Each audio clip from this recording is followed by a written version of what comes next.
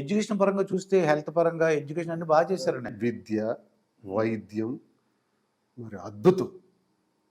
వైద్యానికి సంబంధించి అయితే గ్రామ స్థాయి నుంచి ఆరోగ్యశ్రీ వరకు వైఎస్ఆర్ ఆరోగ్యశ్రీ, వైఎస్ఆర్ ఆరోగ్య ఆసరా ఆపరేషన్ చేసుకున్న తర్వాత కూడా డబ్బులు ఇచ్చే విధానం వరకు. రోజుకి ₹500 మందుల కోసం ఇచ్చే వరకు ఎక్సలెంట్.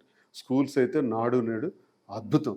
వ్యవసాయం కూడా విత్తనం నుంచి విక్రయం వరకు రైతు భరోసా ఇచ్చి రైతుల్ని బాగా కాపాడారు. కరోనాలో కూడా జగన్మోహన్ రెడ్డి గారు బాగా కాపాడారు.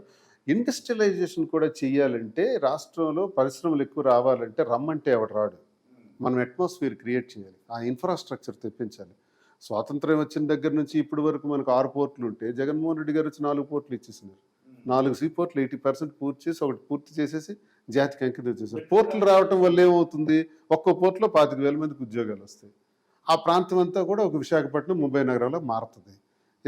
ఎస్టాబ్లిష్మెంట్ చాలా వస్తుంది. ఇవన్నీ ఆయన ముందు చూపుతో చాలా చేశారండి. చేయలేదని ఏం లేదు, చాలా చేశారు. చెప్పుకునేవాడు లేకపోవడం మా కర్మ.